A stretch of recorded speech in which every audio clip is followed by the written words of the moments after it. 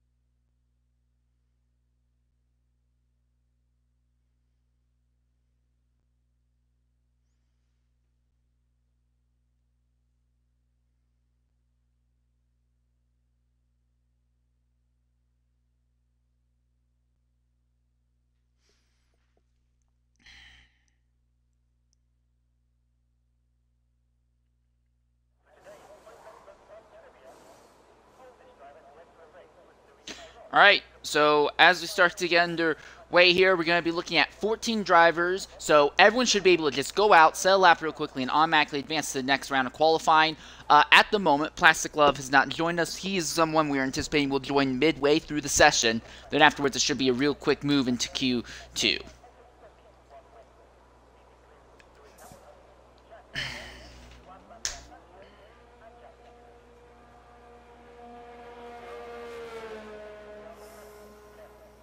Also, Herbie is serving a qualifying ban, so he will not be attempting qualifying at all in this. So realistically, it will be closer to 13 drivers going for these spots. The first man to get on track in the Alpine machine is Gulminator, 2361, as he is blitzing down the second of the 3 DRS straights here on the circuit. And that's one of the things that make Austria very interesting. One of the things I think actually make it a track that works well for DRS. One of the very few circuits I'd say would do that. A lot of the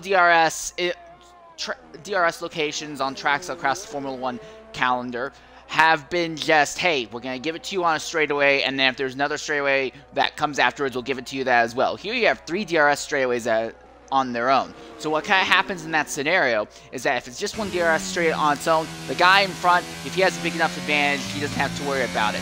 And if the guy behind is close enough, he's gonna blast by. It's a very open shut kind of thing. And tracks where you have 2 DRS zones, one right after another, you kind of will get a little bit of shenanigans going on. The person ahead may intentionally brake way earlier, while the person behind has DRS. So that way when they enter the DRS detection zone for the second straightaway, they have the chance to cross over and get DRS back on the next straight. Here at Austria, that kind of scenario doesn't work. You have 3 DRS zones all lined up one after another. You can be 9/10 of a second out pretty much coming onto the first DRS zone. By the time you get accessing the third DRS zone, assuming you're not stupid, you should already be side by side, because the DRS zones here, they're not so massive as to automatically give you the position. The straights here aren't large enough for that, and Gulminator kind of has a bit of an issue there on his initial lap as we're watching him try to go for his first flyer. But even if you do make a mistake, the DRS zones will be there well enough so that way you can stay in line. It's probably one of the few tracks where DRS actually works well at keeping you in touch with the people ahead of you. Now, properly fast people will still go ahead and run to the front and run away. Properly slow people will still fall behind and not be able to keep pace at all. But also, Austria has just put on a lot of really good racing almost every single time I've seen F1 cars here at this track in this game or the prior games. The only time I've ever seen a bad Austria race, when it all comes down to it, is when I saw Xro doing an exhibition race with the 2012 and 2013 cars back in F1 2020. That was rough, and that was not helped by the fact that there was no damage, so accidents didn't actually mean anything, so everyone was just wrecking the entire time. Gulminator goes to the top of the time chase at 1:10.649, and now Herbago jumps way above that. This is a more active time, more actual time of what we'll see, a 105.842, and we'll likely see those times continue to improve as the stage goes on. This is Higgs Boston. He crosses the line with 106.999. So 4 of our 14 anticipated drivers have already set times. Realistically, will be 13. All you have to do is go out there, set a time, and you will automatically advance to the next round. You don't have to worry about anything else. Boothie out on track. Boothie has gone through a little bit of a name change. It was Boothie 116, now it's XRL Boothie, but he's still the same man, and we're used to him putting on some pretty solid performances in qualifying. Race, he's actually been improving a bit, which is great because it was at this track last season, first full season of last season, where he got a lot of flack due to poor performance in the races itself, kind of throwing his car up in bad areas, and it happened a few more times afterwards, but at least from my perspective, looking at Boothie, it seems like this race in the full season in the last game was the real turning point. After causing a massive accident going into turn 1 by trying to put his car in a place where even by yourself a car wouldn't fit, things kind of changed, things kind of looked around. He's not been as great on his qualifying performance, but he's buoyed that by having a gradually improving result when it comes to his race. He's reigned at the finish of races a little bit more often. He's reigned higher up in races a little bit more often. He's also been a lot more clean. So, personally, yes, Boothie, I still will remember him for a long time as being the man of excitement in qualifying. But I think that things now, as I say that, he has gone for a spin coming into Sector 3. Thankfully, no one else seems to be coming up, so it shouldn't be too much of an issue for him. But I do think overall things are looking up for gradual improvements for Boothie going forward.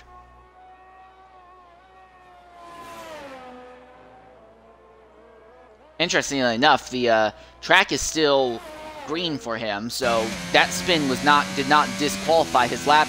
He can go ahead and stick with that lap going forward. Everyone in Q1 will automatically advance into Q2 as long as they get a lap time in. That's the only thing that matters. Dave, Snake, Imperium, Flavor, Schumacher, and Zola all have yet to come out into the circuit. And again, we are expecting Plastic Love to come out on track at some point as well.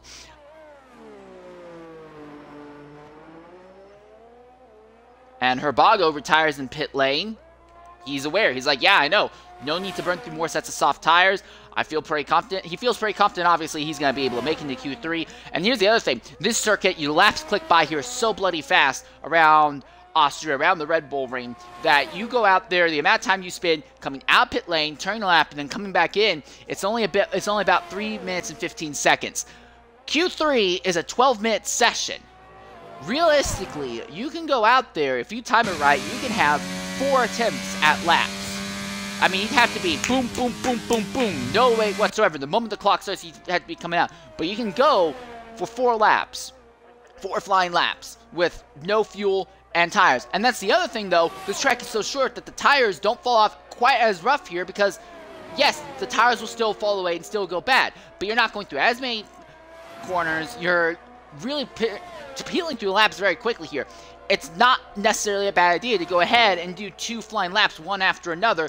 The possibility is that the soft tires aren't falling off so much, and you'll actually get an even better run the second time by because you'll be lighter in fuel. So XRL Snake in the Mercedes has come out onto the circuit. He's going to try and go a little bit faster.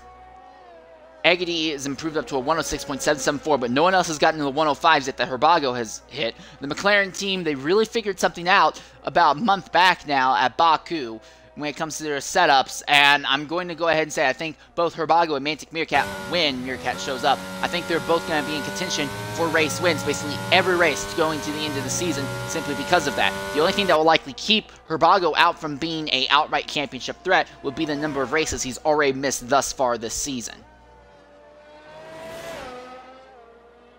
So here comes the Mercedes of Snake as he's going to come across the line. A veteran of X3 was in contention for one of the titles in X3 back in the first full season on F1 2020. Was it 2020? Yeah, the first full season of F1 2020. Ended up having to step away, took a break throughout the end of that game and going into 21. He came back later on in F1 21, came back with a win at the Russia circuit, which rip in pieces. I know a lot of the drivers liked it, but that was honestly probably one of the worst tracks.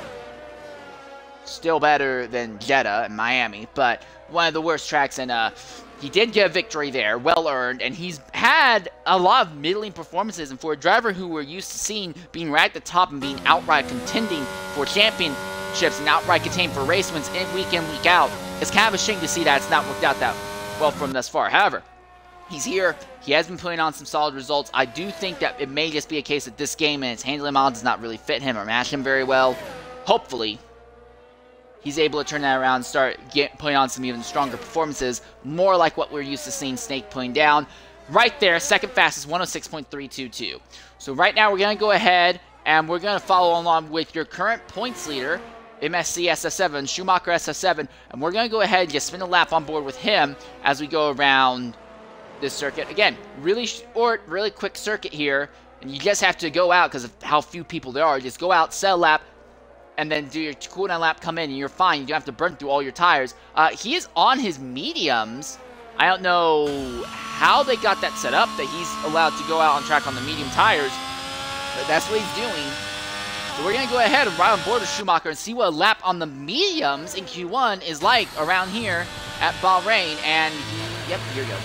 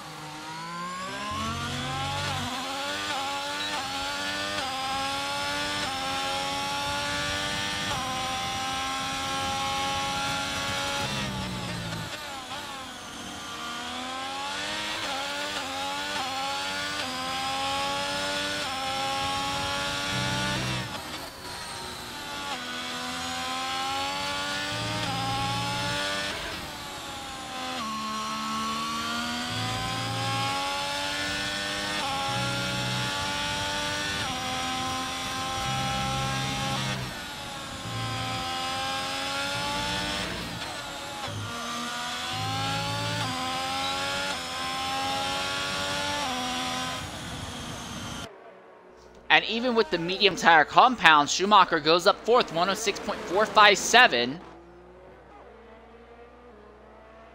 Snake retires in the pit lane because he knows he doesn't have to worry about going any faster. Boothie, to his credit, has spent every single lap thus far on the same set of tires, although he will finally come in. But 108.172 is his final lap time, by the looks of it. Flavor and Zola coming out on track now. We'll round board Zola for... Oh, Zola also has the medium tires equipped.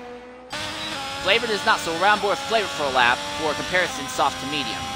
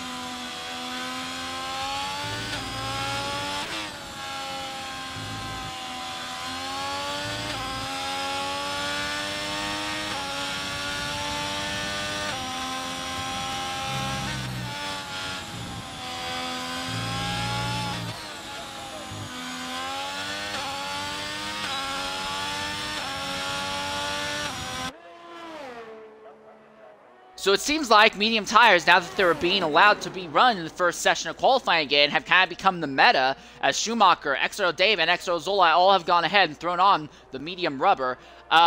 We are expecting Plastic Glove to join us shortly here, but all 12 possible drivers who could set lap times up to this point have done so. Flavor with a 107.690, but of note, Zola 106.717 on the mediums, Dave 106.513 on the mediums, Schumacher 106.457 on the mediums. Schumacher is actually on pace to improve on his lap time right now. I'm curious about Dave and Zola if they could do the same. So Dave is down, so he's definitely on a cooldown lap. Can't get a word on Zola right now. Schumacher now takes it up to second, 105.991. Now Plastic Glove joins, so he'll be coming out shortly, and Zola will come into the pits. As does Dave. Schumacher slow on the circuit. Eggity also running slow. I believe Eggity is setting up and recharging his ERS for another run at it here. Zola now retires in the pits. Again, you set a time in this session, you're automatically guaranteed to advance. So right now, everyone's really just waiting on Plastic Glove to get out there and get his lap going.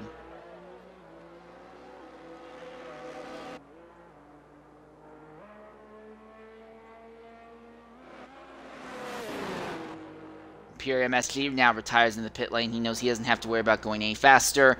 And is that an AlphaTauri? Yes, Agony has been disqualified. He has had a spin out of turn 1 and now is get disqualified for blocking the pit lane exit.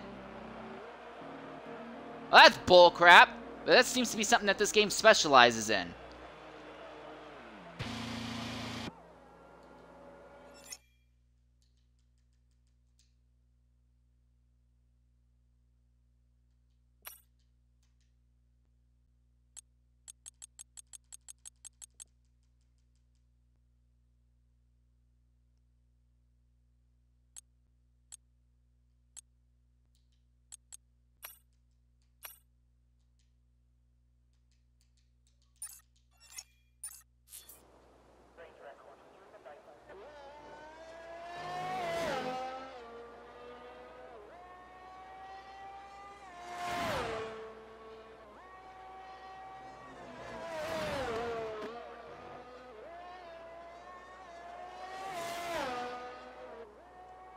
Significant number of drivers going ahead and retiring in the pits right now.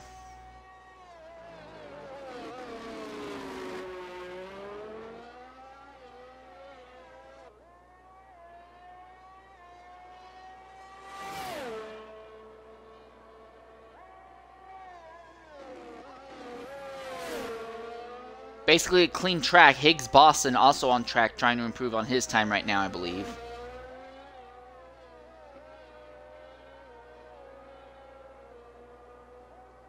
I do want to go ahead and say, for Dave, Zola, and Schumacher, however they figured out how to start on medium tires, absolutely wonderful strategy, because with that in mind, they will be able to utilize more soft tires in Q2 or Q3. Now, I think Schumacher and Zola are absolutely fast enough that they will advance into Q3 without issue, but they're saving up extra sets of soft tires, either in the event that, you know, we have a wreck early on, they could go ahead and start on softs, then use the yellow flags to get off the softs, or vice versa. If we have a yellow flag late in the event, they can go ahead and try to, you know, jump on the softs near the end of the race. 107.136 is Plastic Glove's time.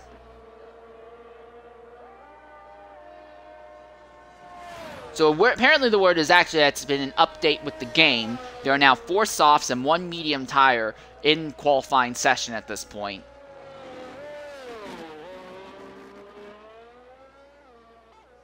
So so you do have the ability to use a set of mediums earlier, I guess, now that they have gone from 5 softs to 4 softs and 1 medium tire. Still, I am happy to see that. I think even if everyone knows that the medium tires are going to be slow and they would just be bankers, it opens up a little bit more creativity, a little bit more strategy with what could or couldn't be done. Plastic Glove is just kind of coasting around the circuit right now. Higgs Boston's still out on track. I believe he's going to set for a flyer here.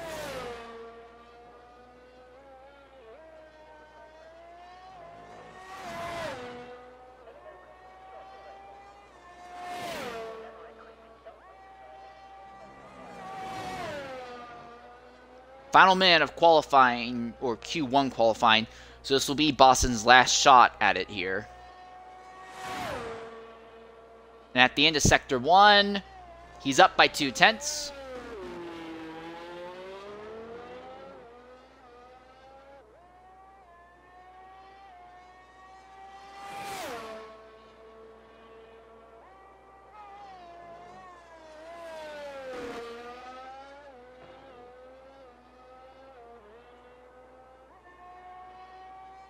And Higgs Boston, one of the newcomers who have joined XRL after apparently the balance between console and non-console units has been balanced out.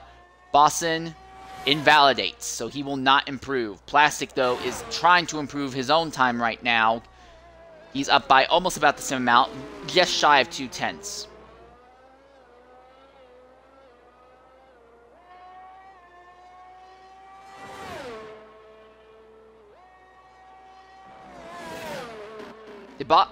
Did he wreck? Did he crash out? Higgs Boston may have crashed out on the front straightaway.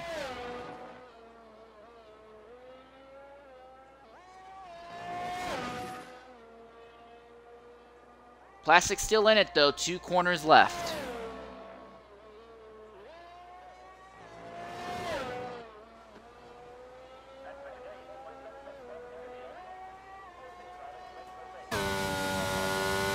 Not much of an improvement.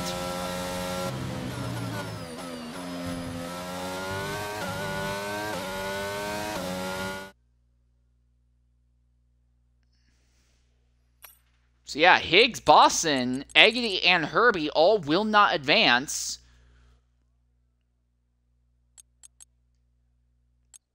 Herbie, it says he'll advance, but I think he's still serving a qualifying ban. So it's going to be 11 drivers basically fighting for 10 spots. Imperium, Boothie, Flavor, Mercedes, Plastic, Zola, Dave, Golminator, Snake, Schumacher, and Herbago. So with that in mind, it looks like it will be a fight between Imperium, Boothie, and Flavor to try and advance out of the first round of qualifying.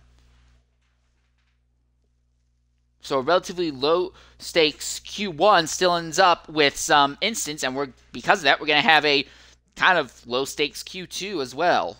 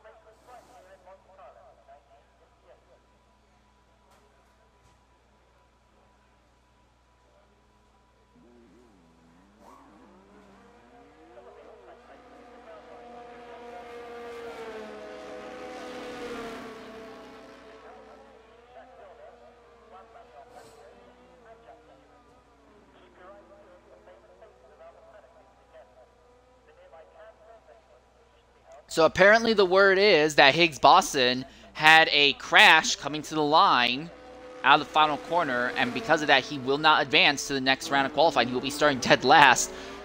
So 11 drivers fighting for only 10 spots. Should be a relatively open and shut case for most of the field here.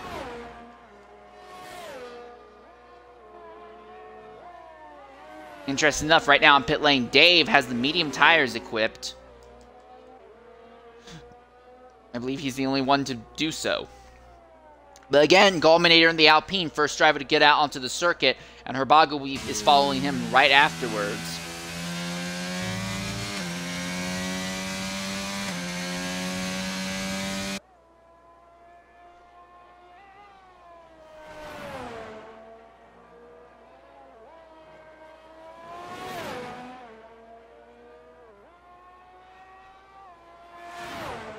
So Golminator crosses the line to begin his lap. We're also seeing one of the Ferraris, that's Flavor, who's already out on circuit. Again, Flavor, one of the drivers who I think is at risk of getting squeezed out. I'm not saying he will. This is not the same Flavor that we've seen in the prior games where basically if there was any real fight to try and get into the final round qualifying, he was pretty much out of it. No, Flavor has absolutely turned his performance around. On merit, he is top 5 in the points at the moment right now, and is helping the Ferrari team kind of scoot away with the Manufacturers' Championship. But his strength has been in the race, not so much in qualifying.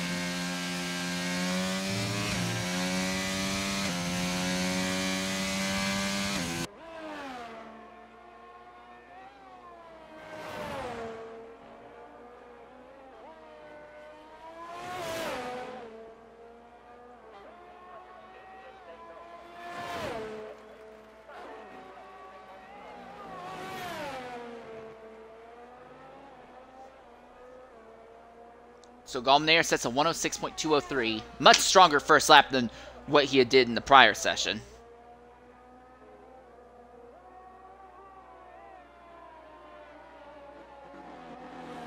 This is his teammate Boothie in the other Alpine. As Let's see, Mercedes AMG now sell 106.866.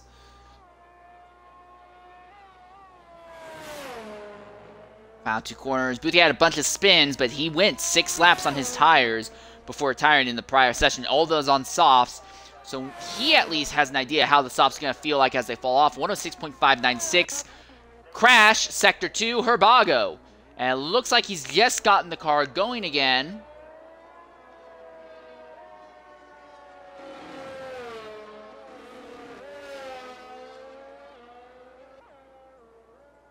As Flavor now sets a 107.259.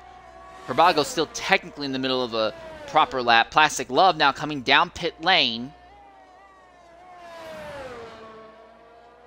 Zola also on track now in the Red Bull. Zola back to the soft tires.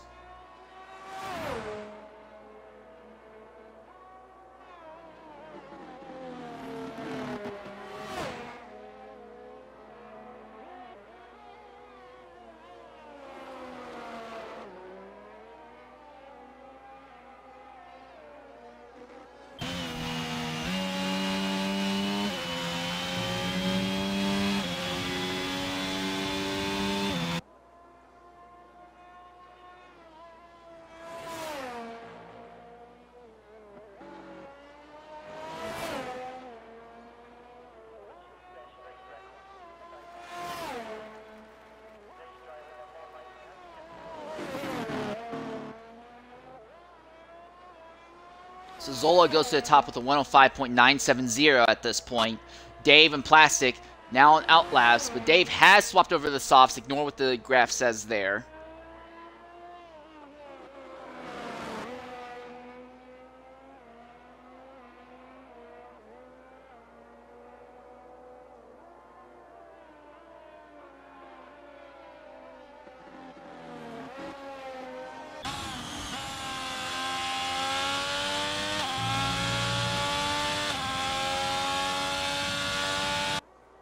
Alright, and here comes Dave down to the final 2 corners to begin his flyer. Plastic Love still in the middle of his lap, but he's invalidated this shot at it. Herbago coming back out on circuit after spinning and pinning right afterwards on his end.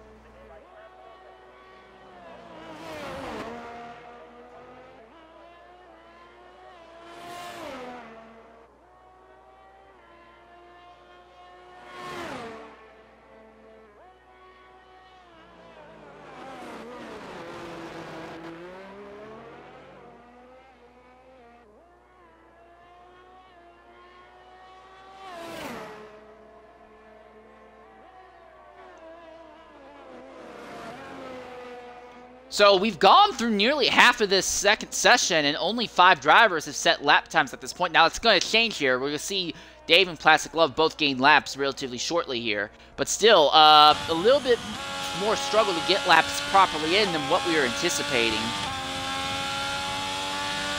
Coming down to the final 2 corners. Herbago now in the middle of his flyer. We see Mercedes come back down pit lane, and Dave will be the 6th man to set a lap time, 106.062. That's good enough for second at the moment. And Plastic Love, again, pulls aside. So I don't know what's going on there, but Love is taking a long time to get a proper lap in.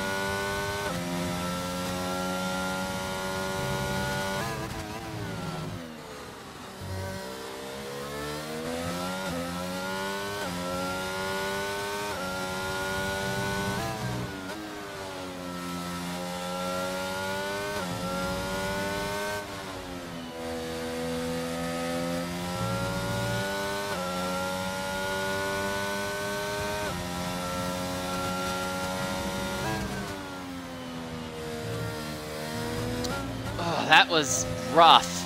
It's gonna be clean, but man, that was a rough. And at the line, Herbago sell 105.923, so despite having a big bobble and have to back out of it, Herbago goes to the top of the timesheets. Here I'm in the middle of a lap. Plastic crosses the line, 120.910, but that was invalidated, so Plastic struggling a lot to get a proper clean lap in. These tires have a lot of wear on them at this point. Snake crosses the line. Still waiting on Schumacher SF7 to come out on track.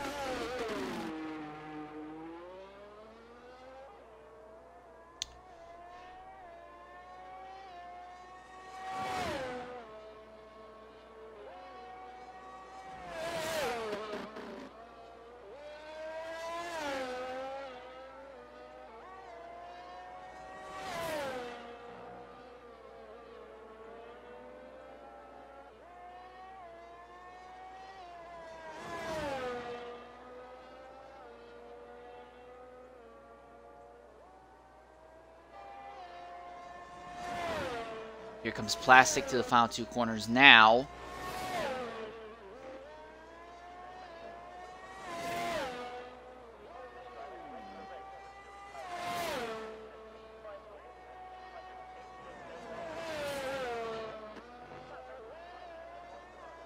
So Plastic finally sets a proper time, 106.822, invalidates right afterwards, but Schumacher right now is going to be a bit of the wild card. Imperium, who is 10th, has a Mercedes has crashed out! And Mercedes has crashed out of the final corner! And he's not going to advance! So all Schumacher has to do is set a time, and he's in, and this session is over.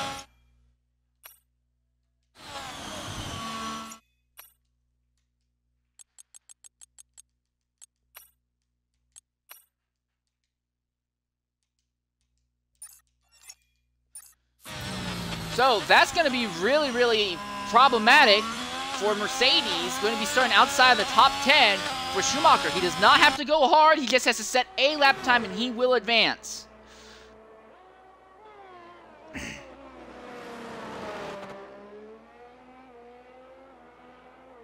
Imperium has improved to a 107.508, but he's still behind Flavor on time. But again, that shouldn't matter.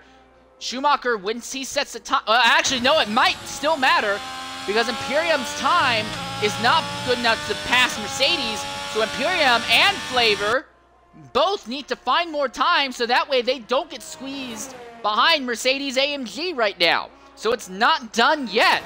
As Schumacher comes to the line at the end of Session 2, well, to set his first lap at the end of Session 2, 105.966, so he goes right to the top above Herbago. And Imperium is now on the outside looking at the inside. He knows, he's aware, as Dave goes ahead and retires. So I think everyone from about Boothie up is safe at this point, because Boothie's time is faster. Well, actually, Plastic Love's time is faster as well. It's just Flavor and Imperium. They both need to find time, because they are at risk being squeezed out. Flavor is in, but he is on the bubble. And Imperium gets back out into the circuit and is able to find 3/10. He will squeeze Flavor out behind Mercedes, because as it stands right now, the bar for qualifying has now been moved to where it is now at Mercedes. You must beat a 106.866 in order to advance into the next round of qualifying. Plastic Love still out on track, but he is on a cooldown lap right now and will likely be coming into the pits because he knows he doesn't have to go any harder. Zola, interestingly enough, is going to try and put down a proper faster lap as he crosses the line. So 3 drivers in the 105s, and they are the 3 drivers who are your main championship contenders: Schumacher, Herbago, Zola.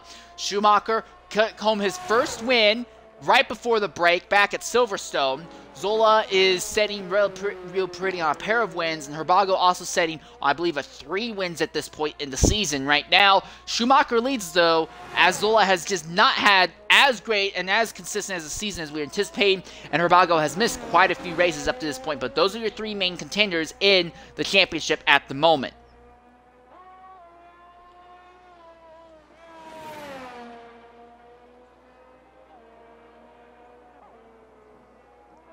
Coming down through Sector 3 now is Zola.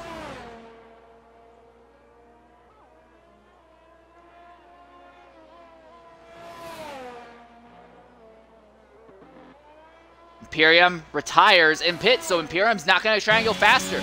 So this is it. The session is basically over. Boothie, Plastic Love, Flavor, they're all in. Zola now in the middle of another flyer. Schumacher trying to see if he can go faster, but he's invalidated this lap, though. I think he might go ahead and just bring it into the pits. He should be good to the end. Yes, he is. So it's up to Zola. He's just invalidated. So everyone can go ahead and retire. We're good to advance to the next round. Zola's invalidated this lap in turn 1, so it's not like it's going to really matter, upset anything at this point. So, Q1, we had 14 drivers. One crashed right before start-finish line after setting a lap and right before ending the session, so he does not advance. That was Higgs Boston 97. Then we also had an AlphaTauri who had a spin out of turn 1 and got penalized for, quote, blocking the pit lane exit. So due to that, he was not able to advance either. Herbie, serving a qualifying ban, ended up on a technicality advancing to Q2, but he's still not allowed to set a lap time. Well, that was a cut if I ever saw one. So Herbie goes ahead and retires again. Then here in this session, Mercedes, after having a time that should have put him into Q3, has a crash and will not be able to advance. And then Imperium retires right afterwards. Boothie in the pits. We're still waiting on him to retire. And interesting enough, Flavor is back out on track. He's safe. He doesn't have to worry about being knocked out. As long as he doesn't crash, he's guaranteed. He's just burning through another set of softs. I don't know what's going on here. And with 35 seconds left, I think that he might not even make it to the line in time to start a proper flyer lap. Not really sure what the strategy is. It may be a gimmick to try and knock some of the new off of a set of soft tires, because that's one of the big things. And I talk about it, I feel like almost every week. You could pretty much make a drinking game out of it, and you might end up in the hospital. But it's so critically important. When you put on sticker tires, the sticker tires at their initial start do not give you the best grip. You need to kind of knock the newness off of it. That's why I like to call it, at least, knocking the newness off the tires. Typically only takes you about a lap. Flavor going out on a lap that's not going to account for anything might be enough to knock the newness off the tires. They go from being stickers to scuffs. But in this case, it would be scuffed tires that still have basically all of the grip that proper sticker tires have. What this means is that if he wants those soft tires, immediately all the grip is right there at his fingertips. At the same time, if it's in the middle of the race and they take off the one set of tires and they put on those very lightly scuffed tires, he doesn't have to wait 2/3 of a lap for the tires to get properly activated. They'll get activated pretty much in a single corner or two. It's a small benefit, but in the game of Formula 1, where we're talking about trying to add up many thousands of seconds to try and close gaps of multiple seconds, that may be what it takes. So it looks like we're going to have 9 drivers fighting for the top 9 positions here as they go underway for qualifying round 3. 12-minute session. And again, with how quickly and how short this session is going to be, with how quickly and how short this session is going to be, and how quick and how short the lap times are, 1 out lap, you set a flyer lap, you can do a 1 in lap all in about 3 minutes and 15 seconds. There is a little bit of give that the game gives you after the clock is over to finish the lap. There is a 100% possibility that we can see drivers get up to 4 attempts of single lap runs in. It is also very possible that you can go ahead and just go out, set down a set of tires and fuel into the car, go out and set 2 or 3 laps in a row. With how short this lap is, you absolutely could get out there and not have to worry about the tire fall off being so detrimental here. You go ahead, also put in just a small amount of fuel, because again, relatively short lap time here, you don't have to massively fuel up. The gap between your first and second lap is not going to be absolutely horrible here. Really a big difference to this track compared to a circuit like Spa, where at Spa, if you're going to go for 2 laps in a row, your second lap is basically guaranteed to be really poor compared to your first one. So Gallminator, again, is going to be the first driver out onto the circuit. One other thing to consider is that the track is going to get a little bit better, a little bit stronger rubbered in as you go from the start to the end of the session. So Gallminator is saying this first banker lap right now. We anticipate that if he comes back out later, he'll be saying a stronger lap later on. But at the moment, the 3 main drivers we'll be looking at fighting for the pole position. Herbago has had an accident, and on his out lap, I don't know what's happened, but Herbago has had an incident in the first sector. So his rush to get out on circuit goes poorly, and if I had to guess, it probably happened with a moment of off-throttle oversteer coming out of turn 2. Yes, I know officially it's called turn 3, but realistically it's turn 2. What's likely happened is a moment of off-throttle oversteer, and the car nose into the inside wall, and we see time and time again, that sort of scenario completely ruins your run here. He's lucky that it has not killed the car. So Schumacher already out on track, trying to get his best lap in. But it will be this man here, Gallminator, who will set the time that everyone will chase, even if it's only going to be a few seconds, and will kind of cut the ribbon on the opening ceremony here. Of note, the update is gone from you used to have only 5 sets of soft tires to a set of mediums and 4 sets of softs. Schumacher, Zola, and Herbago, Schumacher, Schumacher, Zola, and Dave, they all use a set of medium tires in the first round of qualifying, so they still have all of their softs available to them. Gallminator, 105.861 as he crosses the line. Now we see Schumacher, he'll cross the line shortly here. And it'll be a 108.172, so definitely I expect a little bit stronger from him. Dave now goes to the top, 105.847. Didn't make a whole lot of ruckus in Q2, but he's absolutely showing up here in Q3. Snake, 106.089. Here comes Plastic Love. He has invalidated his lap roughly. Flavor is now beginning his outlap. Zola going through Sector 3 right now. Coming to the last 2 corners. Zola, nice and smooth. He still has a lot of ERS left, so this is not going to be the actual flyer time. This lap that he's going to be starting here will be the real flyer time, 108.115, and now we're going to see him go a lot faster. The tire is still in a relatively close, if not still right at their ideal operating range.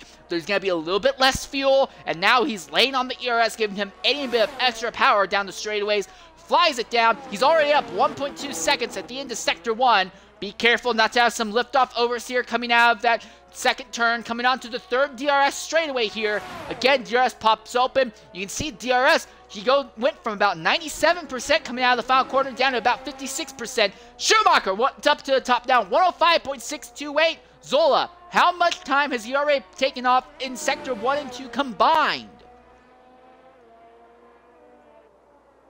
Up by over 2 seconds. So at the moment, if Zola just maintained that, he would be in the 106s, and I think he's got more into it because he's laying on the ERS, coming down to the final 2 corners once more. Kind of puts it right on the line there, and now into the final corner, steps a little bit wide, but not too good, not too far. Great job, Zola, at the line, 105.830. That's the second best time we've seen thus far. 4 drivers in the 105s right now, Schumacher, Zola, Dave, and Gallminator. And we should not be surprised that Schumacher, Zola, and Dave, they were very strategic with their tire allocations from the start of qualifying. Boothie in the middle of the lap right now. Herbago is back out on track after damaging his front wing. He now has an actual front wing trying to get a proper lap in. He has been the fastest man on track thus far. Can he keep it together and go to the top again here in Q3? Flavor sets a 107.260. Oh, and Herbago's around! And Herbago spins! He's still going. It's still legal, but he has spun.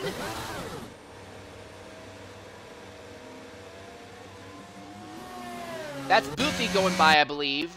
No, it's not Boothie. That is Plastic Love, who is on a cooldown lap. So Herbago, though, fortunate for him, it's still legal. As long as there's no damage to the car, he should be fine. It looks like Herbago's going to go again. Again, XRO doesn't run full simulation damage. They run reduced damage, so only the front wings really take damage here, unless it's a really, really hard impact. But the front wings are extremely sensitive. Herbago now began another lap, so technically that was a 128.609. The question is going to be, are the tires still in good operating condition? He spun, so that's going to put a lot of unfair sideways graining on the tires as he was sideways, and then he backed up a long ways backwards as well. They had to low down on the throttle. That really overspins the rear tires as well. Are his tires still going to be in proper operating condition? He also burnt through a lot of his ERS as well, so his ability to manage his ERS in the lap is going to be a little bit questionable. I'm not saying he can't do it. The McLaren team has absolutely found out something incredible way back at Baku that has given him a lot of speed and a lot of ability. But it is something to be aware of. However, there's still 5.5 minutes left, and he goes around again! And for whatever reason, the man who has been the fastest in the first 2 rounds of qualifying has now had no fewer than 3 accidents in 2 attempts. For Herbago, it just does not seem to be coming together at all for him. And for his championship rivals, Schumacher and Zola, starting first and second at the current way it's lining up, this is great news for them, and it's horrible for the McLaren team, as Herbago finally brings it down to pit road. Boothie out on track on a cooldown lap right now. I believe he's trying to recharge his ERS a bit so he can go for another proper flyer. Relatively calm moment on the track right now. Dave down on time coming out of Sector 1. Coming out of Sector 2. Is he still down? Yes, he's down even more, but I believe he is setting up for another flyer. Because look at that. ERS fully charged up right now. So if I had to guess, I'm going to say that he is preparing to lay on the ERS and try to knock Zola off. There's only 17 thousandths of a second difference between Dave and Zola right now. The gap between himself and Schumacher is a little bit bigger. But again, Dave could possibly do it with 4 minutes and 20 seconds left on the clock. Dave going into the final corner and starts opening it up. Already you can see he's laying on the ERS, flying down the, I guess, second DRS straight. It's not really a back straightaway. I guess side straight. He's already up by 59 thousandths at the end of Sector 1, so he's found a little bit of time.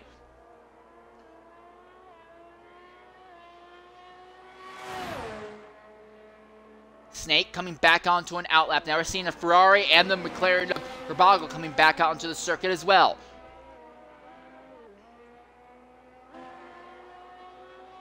If Dave can just stay 17 thousandths up, he will be above Zola and get onto the front row. He's up by over 2 tenths, very nearly a full quarter of a second at the moment. Zola and Schumacher both on outlaps right now, so this may not be enough for Dave because the track is properly rubbered in. It's going to be at some of his fastest laps right now. Coming out of the final corner, here comes Dave to the line. DRS pops open, it will be a 105, and he goes to the top, 105.492. Outstanding job by Dave, finding all that time in the final sector. Now, he found a good push of it in Sector 2 as well. I shouldn't say all of it in the final sector. Snake, now about to begin his lap. Well, 6.089 is best so far. And what of Herbago, who is going to try and get this going again? We'll ride on board silently for Herbago for a lap, see if he can properly finally put it together.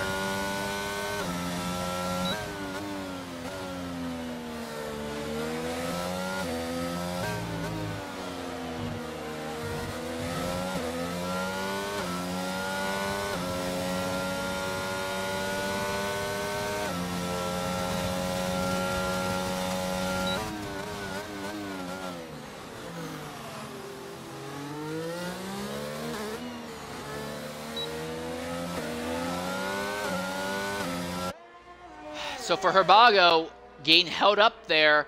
Now I have to wonder if he saw that he was gaining a toe off of that Ferrari ahead of him, of Schumacher, and he said, look, I don't want to run the risk of qualifying vans. Within XRL, you are not allowed to get a draft off of the driver ahead of you and let you go to your advantage unless it is a teammate. A teammate is fully allowed to do some drafting shenanigans. I have to wonder if maybe Herbago backed off, said, hey, look, don't want to be gaining a draft advantage off of Schumacher. Also, he's right behind Schumacher still. I also have to wonder if maybe there is a question in his mind of, look, if I keep pushing, is Schumacher going to continue to be in my wake if he starts the flying lap?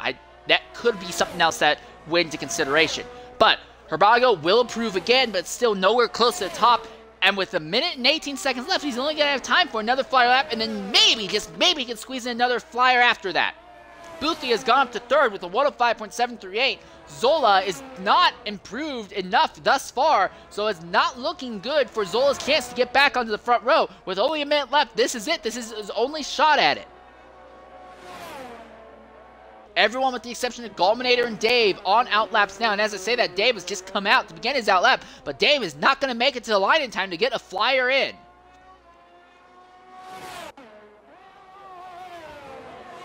Schumacher up by 1/10 in just Sector 1 alone. What about Sector 2? Oh, Boothie is head next and coming out of Turn 1. That'll invalidate his lap. He's not going to be able to go any faster. Schumacher up by 4/10. If he keeps that together, he will be back on the top. Final corner. And the Ferrari driver will bring it home across the line. 105.205. He goes back to the top. What can Boothie Ferrari do? Nothing. What can Herbago do? 105.771. Finally, we see a proper time, and he has just enough time to go for another flyer. The fuel is low. The ERS is burning hot. Time's up. Over. Pow! Dave retired into the pit lane, so he did not get a chance at that lap. Flavor coming to the final two corners. He's trying to get into the 106s right now.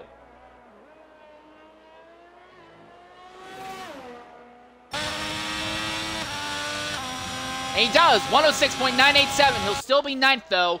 Plastic Glove invalidates his lap. He's not going to be able to improve. The question is going to be Herbago, Boothie, and Schumacher. Boothie comes into the pits, so Schumacher, can he find any more time? No, he has given up. This is a cooldown lap. Herbago, can he steal another pole from Schumacher here? Herbago has had a fantastic run in qualifying and in races thus far. He needs to try and do something crazy to close down the battle, and he's around, and he spins! Coming to the final corner, he spins! It's over, and your pole setter is going to be Schumacher SF7 as Herbago has a spin on his final attempt at a lap. It's over! And that will settle the field for the start of our race. Whew! That definitely got interesting there.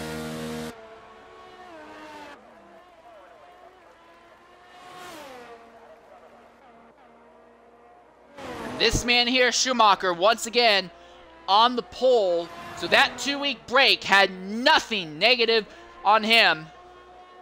He's been fighting COVID, dealing with long COVID, dealing with a whole lot of medical issues for the last month or so. Despite that, he's taken home a victory, first of the season, 3 weeks ago at Silverstone. Struggled horribly throughout the 2-week break. He's still back here, still trying to put all his focus on the championship. And despite all of his ills and issues, he puts the car on the pole once again.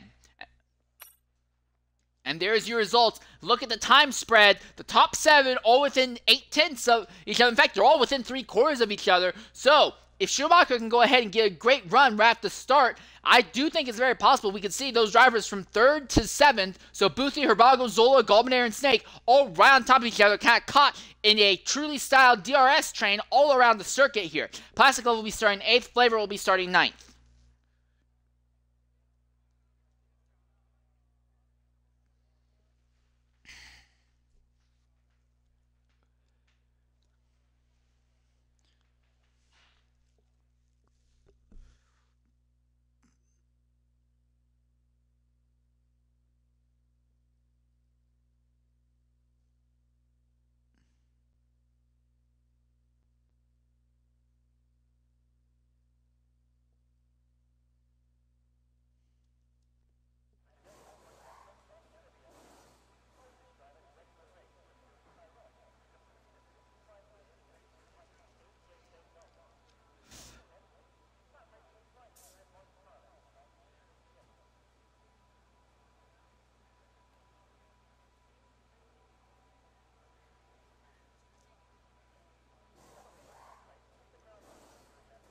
All right, so now we're in the 5-minute wait until we get into the start of the race itself. As we go ahead and try to bring up the race director scenarios here, I'm going to go ahead and run you through the championships battles as it stands right now in both manufacturers and driver standings. So when it comes down to it, standings at the moment is manufacturers, as we always start first. 10th of the 10 teams is AlphaTauri, 31 points. 9th is Williams, they have 46 points. 8th is Mercedes with 55. 7th is Aston Martin with 63 points. 6th place is Alfa Romeo, they have 73 points. 5th is Alpine with 81. 4th is Haas with 90 points. Red Bull is slowly falling out of the manufacturer championship fight. They have 120 points right now. Second is McLaren with 175 points. And leading in the manufacturers championship is Ferrari with 197 points at the moment. In the drivers championship, this is what it looks like. 18th is Imperium SC. He has 4 points thus far. Constant Jet in 17th. He has 8 points. 16th is Boothie 116 with 10 points. 15th is Eggity 75 with 13 points. 14th is Mercedes AMG with 16 points. That brings him into a tie with Snake for 13th overall. They both have 16 points. There's another tie for 11th between Higgs Boston 97 and Golminator 2361. They both have 18 points at the moment. 10th is XRL Dave with 21 points. 9th is Fraz with 24 points. 8th is Plastic Love with 26 points. 7th, AK Herbie has 38 points. 6th is XRL Flavor, 51 points. He's just one out from Collie Boy, who is 5th with 52 points. 4th is Mantic Meerkat with 78 points. And then we get into our potential championship contenders. 3rd is Herbaga 91. He has 97 points, but he needs to win a lot more races to properly close in, because 2nd is XRL Zola. He has 112 points, and leading the championship is XRL MSC SS7, so Schumacher SS7 as he's normally known. He has 146 points. He has achieved his goal of being more than a full race worth of points ahead of XRL Zola at this point in the championship. Still have a lot of the season left to go, but Schumacher is doing his best to try and open up the gap on Zola, so that way if things start going wrong, he has a little bit of a cushion to fall back on. The season's not over yet. Zola is known for being very, very strong in the races. Not normally the greatest in qualifying, but normally very strong in the races, calling out some really good strategy calls and gaining a lot of positions on track off of strategy and avoiding instance. Schumacher is normally, however he performs in the race, normally is going to match how he performs in qualifying. That's not saying he can't move up or can't move down, but that's normally how he qualifies, normally ends up being kind of how he finishes the race. That's probably good news for Schumacher, though. He's starting on the pole position, and as long as it's not Zola or Herbaga who ends up ahead of him, he'll likely go ahead and extend his championship lead. For Flavor, for him, it's going to be a little bit more simple scenario. He just needs to be ahead of Collie Boy. Collie Boy's not running today. For him, it's just going to be a matter of, hey, go out there and just bring home some points, add it to not only his total, but add to the Scuderia Ferrari overall total of points at the moment.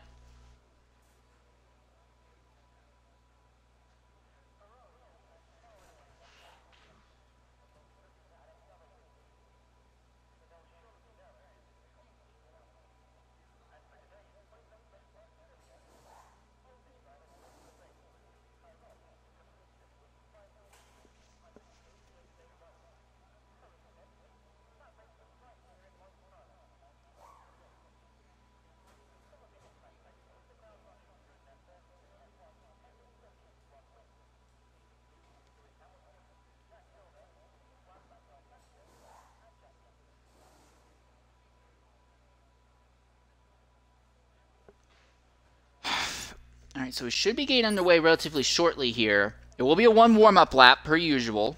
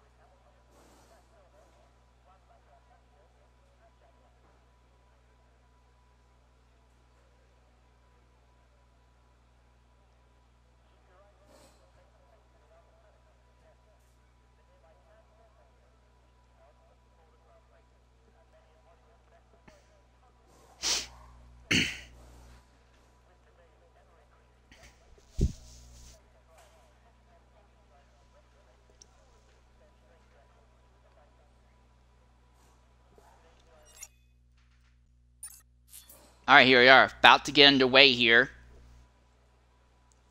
After the 5-minute break from the end of qualifying to the start of the race itself. Again, 50% race. So a half distance. Anticipated ideal stop strategy will be the normal medium to hard or hard to medium tire compound setup.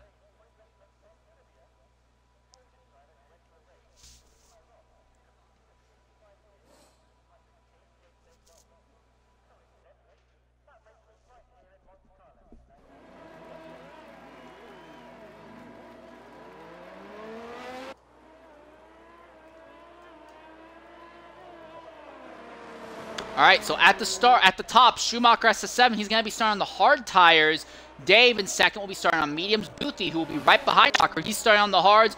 Herbago on mediums. Zola on mediums. Golminator on mediums. Snake on hards. Plastic Love is going to be on mediums. Flavor going to be starting on hards. So the Ferraris running the same strategy at the moment. We're not anticipating they'll end up double stacking though, because typically Flavor is a lot more conservative with his tires, so it'll probably make them go a little bit farther. Flavor might go for a hard, soft strategy today. Mercedes in 10th, he's going to be on mediums. Imperium on mediums. Hart will be starting on mediums. Eggity starting on hards, and Higgs Boston will be starting on mediums as well. Not a very large track, so you're not going to be able to get a whole lot of heat into the tires. The big thing is going to be how long does it take the drivers of Herbie, Eggity, and Boston to get to the line, because there is a risk that Schumacher could lose some of the very valuable heat in his rubber just standing there on the racetrack waiting to get underway.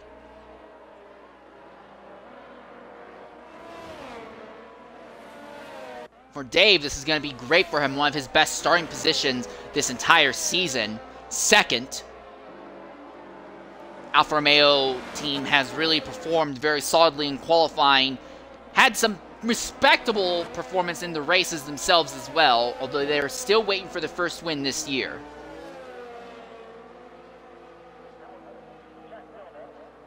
Schumacher already setting on the line, pretty much.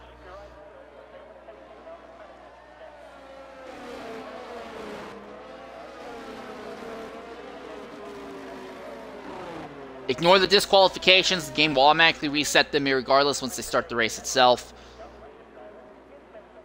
I don't know why anyone would run that strategy of medium, medium, hard. At that point, you might as well just go medium, soft, hard. But, weirdness. As our field lines up.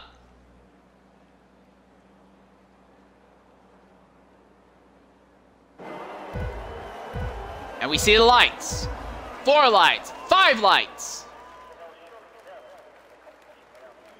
As lights out of the way we go, and Dave did not get going whatsoever. Here comes Zola around the outside. They're going to be 4 wide going down to turn 1, and Zola gets turned into the outside wall. He saves it. Schumacher is gone. Golminator goes up to second. Herbago up to third. There's a spin. There's an exit from the back, and Plastic Love is out of it. Eggity is involved. Herbie is involved, and Plastic Love, who had that fantastic run at Montreal and Montbec, is out before they even get out of the first turn. Herbago, Golminator, neck and neck for a second position. It looks like Herbago just barely is going to pull ahead into the second spot. Golminator's on the outside. No DRS at this point in this race. He needs to make this overtake now on 100% driver skill as they come out of the DRS straightaways and now into the twisty turning bits in Sector 2. And the field has pretty much already calmed down into single file racing throughout. Zola, a horrible start, drops him all the way back to 6th position. And look at this, Mercedes is right there behind Snake. Higgs Boston has gone from the back all the way up to 9th. Flavor had a horrible start. He's fallen back to 10th. And how many drivers has enough damage that they're going to have to pit after what happened there in turn 1?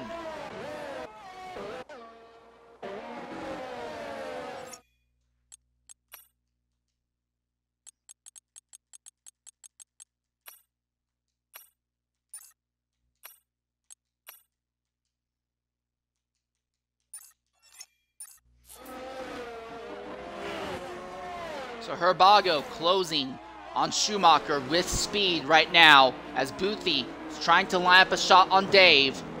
Gets right under him and he turns him! And he turns him! And that's right in front of Zola and Snake! And now all these drivers right on top of each other again after Boothie turned him.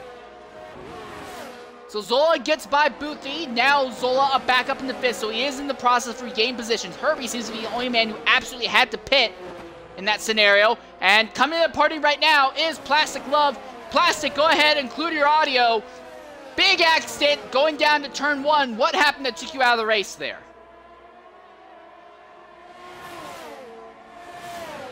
Plastic, can you hear me? Plastic.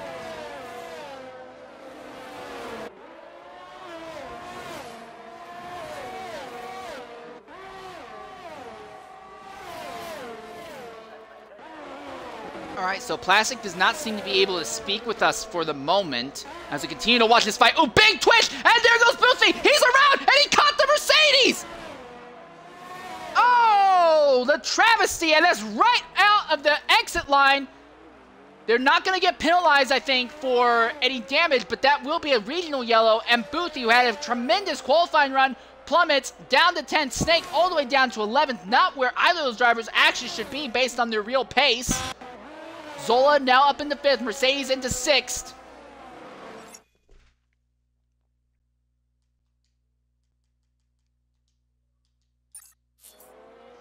As they come around. And who is that? Is that Dave? Yes, Dave has had an incident as well, as Dave has now fallen out of the top 5. So your 3 championship contenders all back into the top 4 positions. Once again, Gallman is the odd man out in that fight. What happened to Dave? It looked like he was running pretty much by himself when that happened. Here comes Flavor now coming up on him. And with DRS now enabled, Flavor might take a run at him.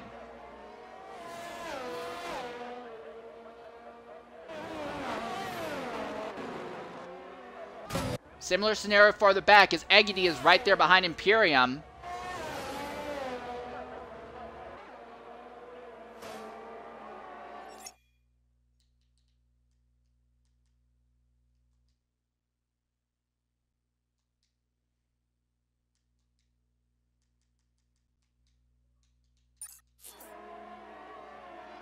A.K. Herbie overtakes Snake as Snake finally has to pit to repair damage from that incident he had with Boothie. Boothie continues to run in 10th. Alright, and coming to the party now is Plastic Love. Hopefully this time it works. Plastic, can you hear me? There, I can hear you. Make sure your audio is included. Giant accident going into turn 1. What took you out there?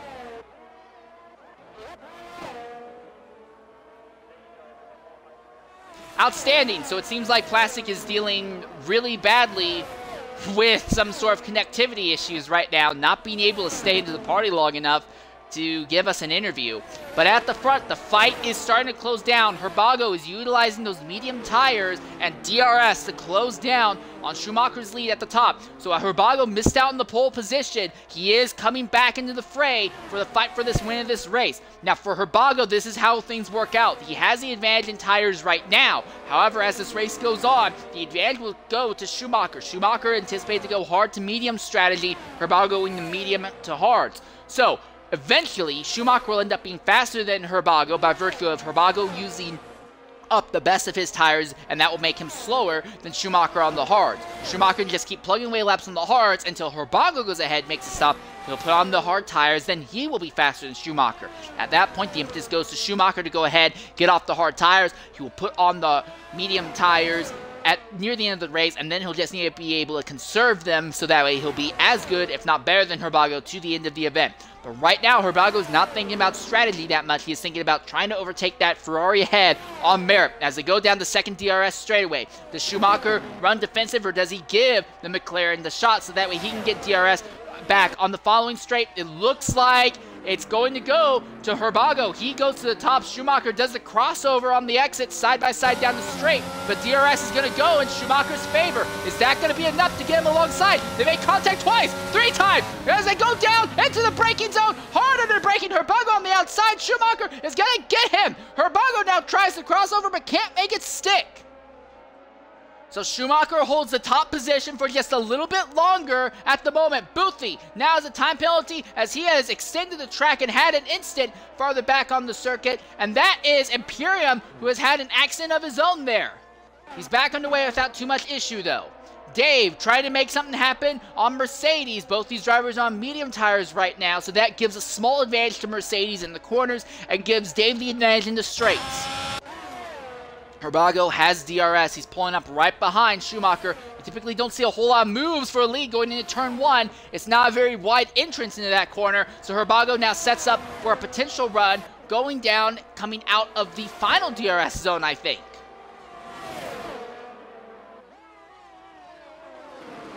So Schumacher let off the gas just a bit, let the McLaren get ahead, but the McLaren intentionally ran a wide line and actually still has DRS, so this is it. Herbago now takes the lead from Schumacher down the straight. For Schumacher, now he just needs to stay in touch with Herbago and wait for the McLaren's tires to start falling off. Crash farther back. Who is that? Is that Imperium? Yes, Imperium has had a crash coming out of turn 1. So the medium tires seem to be falling away for him at this stage in the race. Herbie now overtakes him, and Herbie goes back into the points paying positions.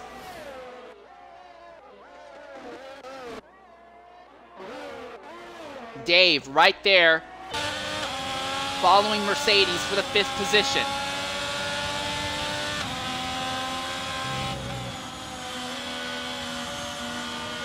He's got to run. He might, if he gets a good run out of the final quarter, he might be able to out-drag the Aston Martin to the line. Here he is, moves to the inside, side by side for 5th. Does he commit? Who backs out going into 1? And it will be the Aston Martin, but now the Aston Martin might be able to get DRS in the following quarter. Mercedes got a time penalty for track violations in that. But now he has DRS fighting back down the straight. He looks to the outside. Now inside, and he spears them right both off the circuit. That was a mess, and Mercedes maintains the DRS in the following straightaway. Honestly, I would think that both of them go off like that, they would both lose DRS, but that's not the case. But Dave has a better run going into the corner, although he still messes up. That brings Mercedes back into the fray, but Dave has the position. Another instant out of turn 1, that is Boothie this time. Well, at the front, Schumacher is staying within DRS range of Herbago. He needs that McLaren's tires to start falling off sooner rather than later.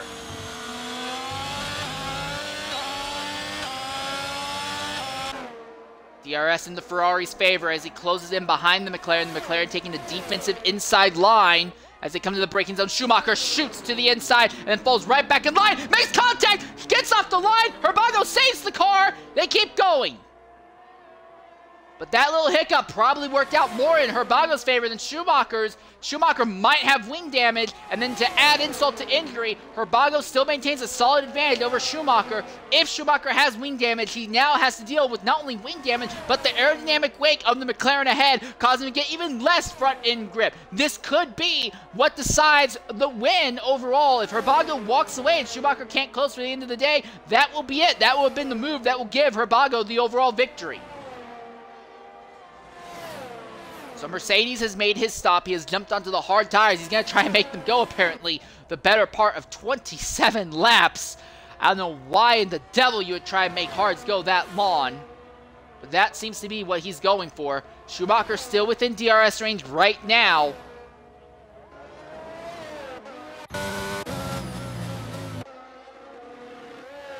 Mercedes having trouble warming the hard tires up.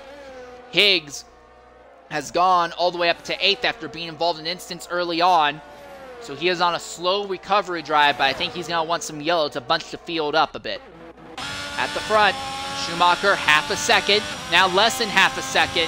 He'll be within about a third of a second as they get into the braking zone, but not close enough to go side by side with the McLaren into the corner. Gulminator in 3rd is not really closing on this battle any, and Zola in 4th has kind of stalled out as well. As they come around, Schumacher doing just good enough that although he is losing time in the aero wake, going through the more twisty turning bits in Sector 2 and 3, he's still within DRS range as they get to the DRS straights. That's why I say I really am not a fan of DRS, but this is one of the very few tracks I think that actually works out well at. Schumacher 2/3 of a second as they come onto the main straightaway and immediately starts closing the gap down.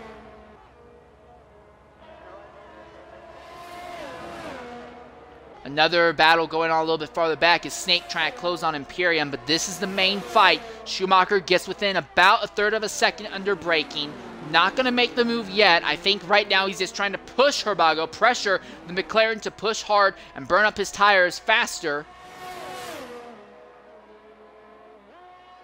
Schumacher looks to the inside. He's within 1/5 of a second, but again will not commit to a move.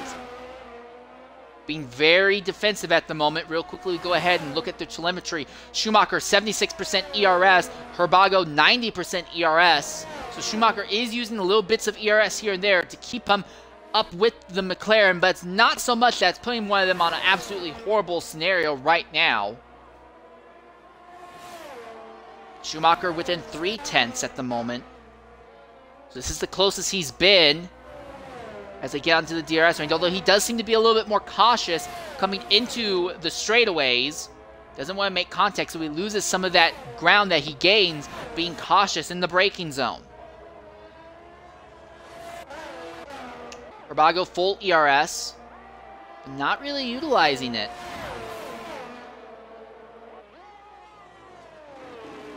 We also know that the McLaren setup that they found lets them run excessively low wing downforce levels. They have a lot more mechanical grip than anyone else in the field right now.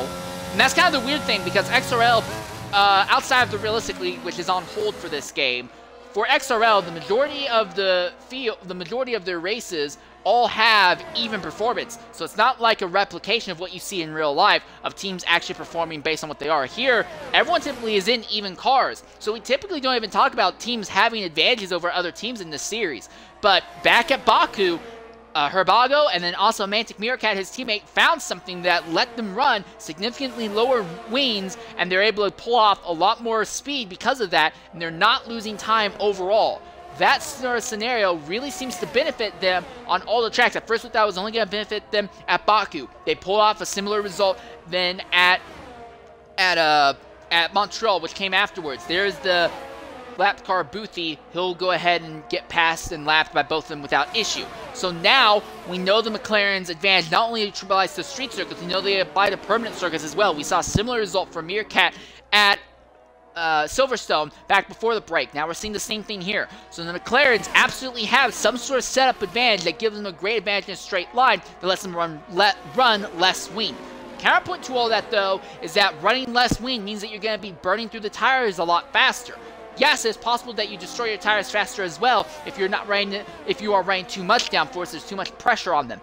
But typically, you end up seeing the problem go the opposite way. If you don't have enough tires, then you end up grinding on the wheel a lot more through the corners. You end up running the best off them a lot sooner. I think Schumacher right now is just trying to stay in touch with Herbago, because his idea is that as long as he is within touch of Herbago, Herbago will have to push hard and will burn off the best of his tires. But bad news for Schumacher, he has now fallen out of DRS range of Herbago, and Herbago has now just set the fastest lap of the day, 108.263, and he's done that on worn medium tires.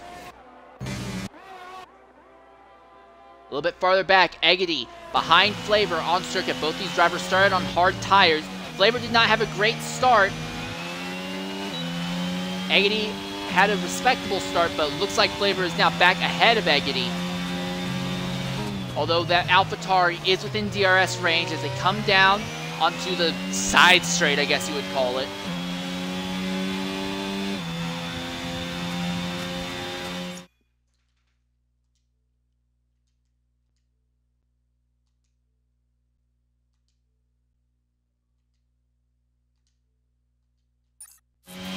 Alright. Hello, Shikari, can you hear me? Shikari. I can indeed, yes. Hello, hello. Alright, go ahead and make sure your audio is included. I'm sorry I didn't get your message as soon as you sent it.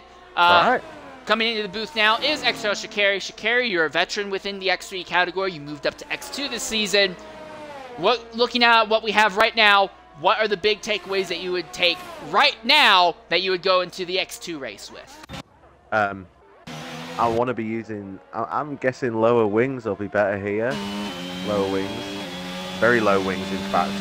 Because I know in the dev race the other week I used wings that were slightly higher than everyone and I just couldn't do out. So, I think, yeah. I've been watching some of the race. I saw Snake overtake Imperium a while back.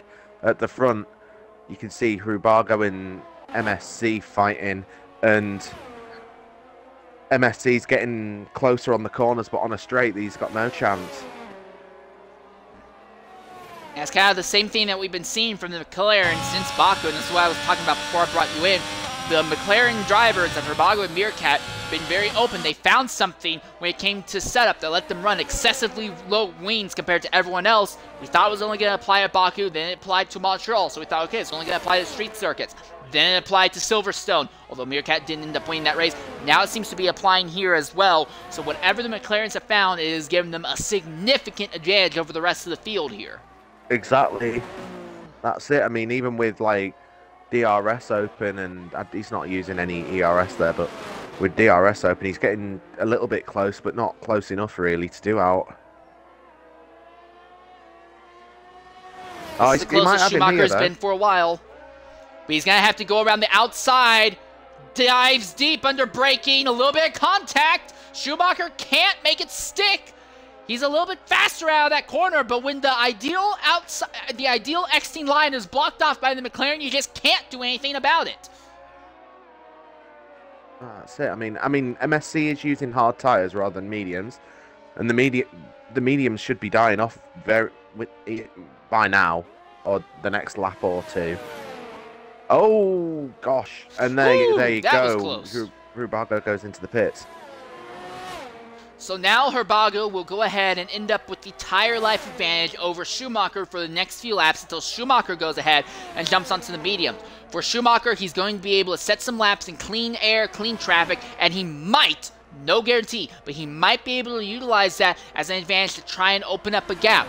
The counterpoint to that, though, is that Herbago, look at this, completely clear track. No one is going to be around him on circuit when he comes back onto the track. Oh, and that's an Alpine. That's Ruthie, I think, who's had an accident. Complete front wing destruction. Oh dear, on the main straight as well. So he's going to have to limp his car all the way around the track before he can pit and repair it. And it's a shame because I was singing Boothie's praises in qualifying about how much stronger he's seemed this season in race pace compared to normal, and now I don't want to say same as it ever was, but it does seem like it's back to what we're used to seeing him in the prior games. I don't know. I mean, he had a good... I think he's been racing well as Boothie. He, not looking like a great race today, but it's only one race, I think. I think we'll have to see what he's like. Oh, okay, so Zola's very close to E. Diggity to retake fourth. And going around the outside and gets past E. Diggity. Amazing! 100% driver overtake! I mean, that's a little bit overselling it because Zola has fresh tires and Diggity is on worn tires, but 100% driver skill overtake, no DRS shenanigans necessary. Great job on Zola's part. He goes back up in the fourth. Next up, he'll set his sights on Flavor now. Yeah, and he's within a second of Flavor, so he'll have DRS here. Probably won't be this corner, it'll be the next one. Mind you, Eggity has DRS still on that Red Bull, and Gulminator is behind Eggity and has DRS on him as well. So a bit of a Truly train here. I think that Truly train's going to break out. To the inside. It should be an... Ooh, that's a really easy done. Zola, no fight going into the corner. And although Flavor will have DRS coming into the following straight, I don't think it's going to be close enough for him to get back alongside. Not sure, with only 12% ERS for... Oh, they've both got the same amount of ERS, to be fair, so that won't be an issue. But yeah, it's with fresh tyres. I mean, Flavor's tyres are on 17 laps, Zola's are on 2 laps. There's not really much of a fight there. Gulminator's still within a second of Flavor, though, so Flavor's got to be careful.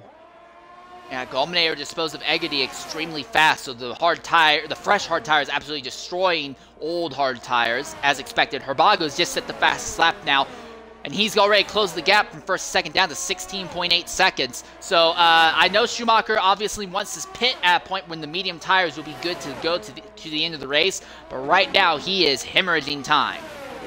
Oh, a bit of a dive bomb there from E. Diggity in this contact, but no damage. Yeah, Gulminator sent the run.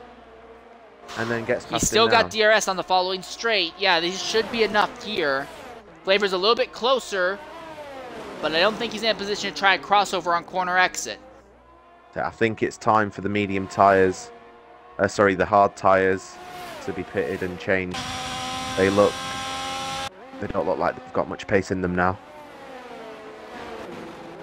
Because if Schumacher stays out long enough on the hards, he will be at risk of having to fight with Zola instead of being able to take the fight right away to Herbago. And Zola, I guarantee you, will do everything he can to keep Schumacher fighting with him, so that way he can maybe end up ahead of him, maybe force the Ferrari to get some time penalties, and try to close that points gap down a bit. Oh, 100%. Just looking at the lap times for MSC, we've got from lap 16, 110, 109, 109 and a 108 for Zola. Since he pitted, we've got a 109, 108 and 108, so similar times for both of them. Looks like the gap's just got a little bit bigger by about a second or so in the last lap. Though. And a yellow flag. That is Boothie, who has spun again. Very difficult race, to say the least, for Boothie. Yeah. And the worst part for him is that we started with 14 drivers. Plastic Love crashed out in the first lap, turn 1. We've had no dropouts since then. So it's not like Boothie is in a position where, okay, if I just keep it together and keep running laps, I can maybe walk home with points. Everyone is still running. He's still well out of the points-paying position. This has really gone horrible for him. All it takes, though, is a couple of little mistakes from drivers, and they DNF, and Boothie's got the fastest lap outside top 10. Alright, so Snake has gone ahead and jumped onto a set of medium tires, so now we'll start to see what the fresh mediums are like compared to relatively fresh hards, because the driver right ahead of Snake is his teammate Herbie, and if Snake closes up and overtakes Herbie real quickly, we know that the mediums, by far, are going to be the tire compound to go with. Again, I look at the fight from the top positions. Herbago now closed the gap down to 15 seconds between himself and Schumacher. Eggiety's finally made his stop. Flavor staying out on the hards, but again, Flavor might, I'm not saying he will, but might go from a hard to soft tire strategy. We know that Flavor is the best driver in the X3 grid, possibly in all of XRL when it comes to tire conservation. Who's that? That was Gulminator! That's Gulminator, who spun out right in front of Flavor on fresh hards as well. Well, relatively fresh hards as well. And this drops Gulminator back down to the 6th position.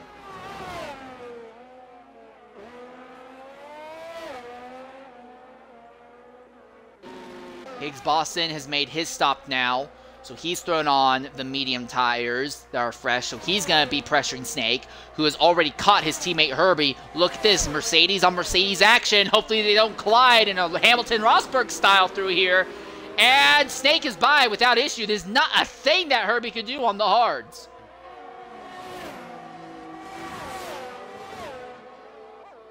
Now Higgs on fresh mediums. Herbie on fresh hards. Mercedes maybe will try and work together to make a gap to Higgs so that, and in fact they've already done that. The gap is now over a second, and well, it's around about a second, so hit and miss with the DRS.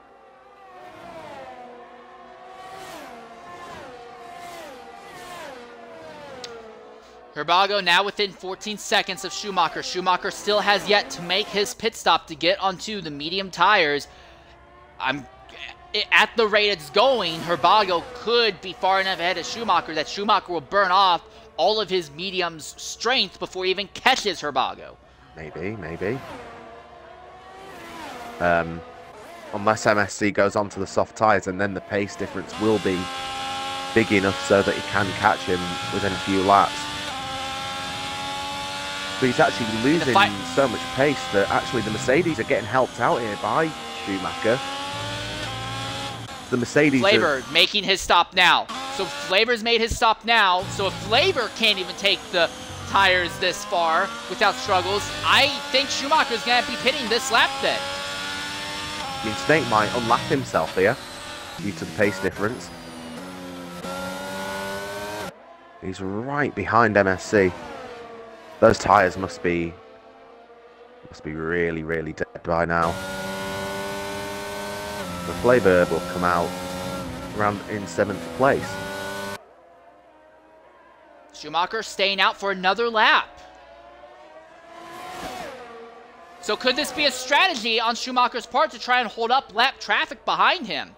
I mean, it's not working. We just saw Snake blitz by him, but if enough lap traffic is here, then Herbago might get held up by these lap cars. And that's Herbie who goes around coming out of turn 1. Yeah, there was contact between them. Higgs went onto the grass Solo gets a time penalty for track. Yeah, well, Herbago's already by him now, so Herbago now only has to worry about 2 cars between himself and Schumacher, and one of those is Boothie, who, I hate to say it, will likely take himself out of the fight. It's going to be Higgs, who's really the only guy that Herbago may have to worry about right now. But if he's a lap car, he'll let him past anyway. Yeah, but here's the thing. Depending on when you catch lapped cars, it can still harm how the leader is. You catch a lap car on the straight, it's not a problem whatsoever. Yeah. You catch a lap car in that curvy section at the end of Sector 2, coming into Sector 3, if you catch a lap car in the last 2 quarters of the circuit, Yeah, that might get awkward. That might actually get a bit awkward. See how it goes with Schumacher that. finally making the stop. Okay. So Hrubago then, coming around the second to last corner. Now the final corner. We know Hurbago's going to take the lead. My question is more Zola. How close is Zola going to end up to Schumacher? They've already replaced the tire. Schumacher already making the run down pit lane now. So Zola coming around the final corner now. Yeah, Zola's not going to be close enough to fight with Schumacher. I think it'll be comfortable, yeah. But that gap is massive. Look at that, nearly 7 seconds between Hurbago and Schumacher.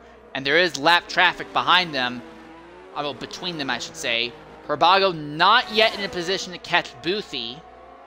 So Hurbago's in moderately clean air at the moment. Now he is on worn hards. Schumacher is on fresh mediums. Schumacher needs to get the best out of these mediums in these remaining 12 laps. I think Schumacher will have the tire advantage to the end. I don't know about anything else. Yeah, we'll have to see. Schumacher has the medium tyres. As you say, he needs to get all the wear that he can. He's already set a purple sector 1. Sorry, sector 2. So I think it could be fastest lap for him next lap. Although, as you were saying before... He's held up by a Mercedes right now. Yeah, as you were saying before, he's caught up to the Mercedes on the final couple of corners. They'll let him by now. A cheeky toe. You can see a little bit of hesitation on both their ends for like a brief of a split moment. Both of them were trying to figure out, okay, which way do we go? And is that Imperium? Imperium has had an accident now in 12th. And the entire front wing is gone, and he's going to have to circle the entire track with no front wing. This could be the only chance that Boothie has to move up a position. Depends how much time he loses and whether he has another accident. But it could well be. All right, so Schumacher now within 5.3 seconds of Hurbago. Clean track ahead for Schumacher. Hurbago has caught the Alpine of Boothie in a not-so-ideal place. So now what was bad traffic for Schumacher now becomes rough traffic for Hurbago. And look at that, Boothie completely off circuit in that briefest of moments. So this ended up working out better for Hurbago than it did Schumacher. But still, Schumacher is now within 5 seconds. Yeah, the gap coming down pretty quick. He's gained about a second. Just over a second, actually. In one lap. And there's the fastest lap, a 107.4.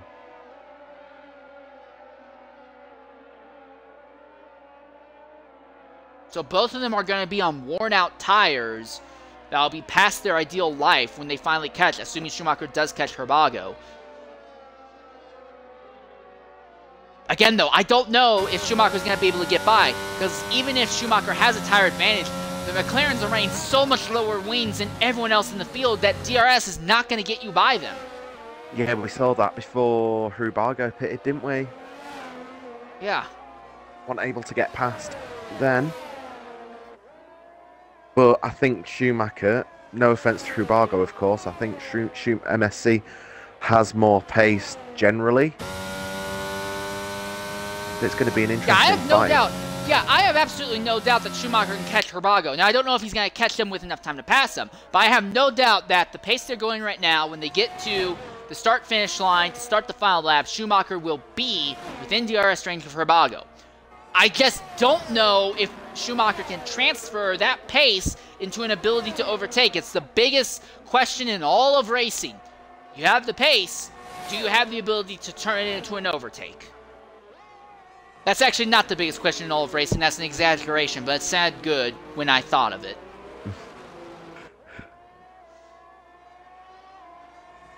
So right now, Herbie is on pit lane, and he's throwing on the soft tires. So we know that he's going to be faster than everyone else on track, but he is the better part of 20 seconds behind Higgs Boston. I'm sorry, I'll take that back. He is 37 seconds behind Higgs Boston right now. Herbie, I'm guessing, is gambling hard that there's going to be a late race yellow. Up to this point in history, there has never been a race in XRL X3 history that has gone caution-free from start to finish. We have always had at least one safety car yellow. Wow. Herbie is betting on that going to be the case. That's mad. I didn't know that was a stat, actually. That's crazy to think, innit? All right, I will go ahead and put an asterisk. Monaco this year is an exception. Monaco in this game is also bugged. Yeah, Monaco is Same bugged. last game now, I as will well. say, yeah. Now, I will go ahead and say, well, last game at Monaco, we did have a yellow flag, though. Yeah, we had, but we didn't have a safety car. We did, because that was what caused it. The safety car came out on track without any yellow flag. He came out all by himself, nothing, and parked right on the run-up to turn 2 and caused a massive track-blocking accident that forced the entire race to need to be restarted. Yeah, and then after the track was blocked, then after the track was blocked, then the yellow flag fell. But still, yeah, Monaco this year technically had no yellow flags. In my opinion, the race was clean enough that although we had a few DNFs, they all happened by themselves. There shouldn't have been a need for a yellow flag. But due to the way that Monaco is, technically that doesn't count. So, with the exception of glitches, we have never had a race with no yellow flags in XRL X3 history. And there goes Boothie, a gigantic spin. Wow, that was crazy. Spun into the pits. Wow. Oh, another yellow flag. That is XRL Dave who's around. And he is on worn out hards. And this will work out well for Eggity, who's going to be able to close in rapidly on him now. But 7 laps to go. Schumacher is within 3.2 seconds. So at this rate, Schumacher needs to close by about half a second a lap just to catch Herbogle and be able to fight him on this final circuit. I don't know if Schumacher has that pace. Let's see when he pitted.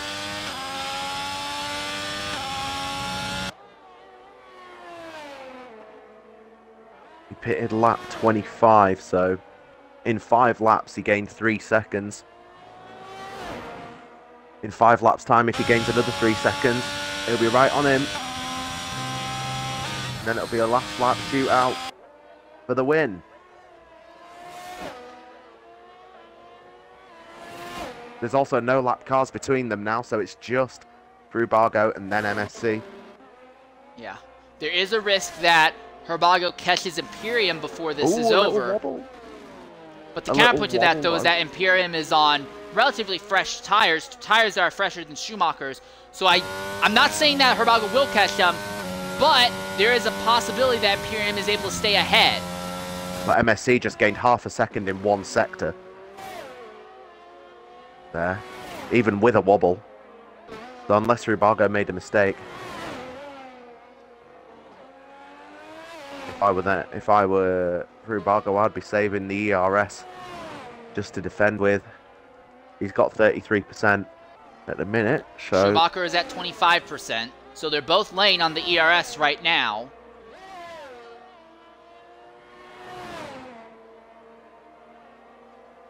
I mean, we saw the hards go off after about 16 laps before, like when they were pitting for them. Whereas opposed, the mediums fell off after about 9 laps, by as far as I could tell. Although that wasn't quite the case for Herbogle, because yes, Herbogle's tires were losing grip in the corners, but he had so much straightaway speed it didn't matter. Credit to Snake, he's just set the fast lap, and Boothie has crashed out. Boothie DNS from the race. No safety car. Don't jinx it. Oh, okay, you're right. So we have it's still steady at 2.5 seconds with 5 laps, or a little less than 5 laps to go. So Schumacher needs to take out more than half a second a lap at this point. Could Schumacher's tires be falling off? I think they might be past their ideal point now. Maybe. Maybe. We shall see. 2.5 seconds is the gap. Yeah. Schumacher is still using ERS. Herbogle has stopped using his ERS, and the gap is maintained. Oh, there we are. Now Herbogle lays on the ERS down the main straight.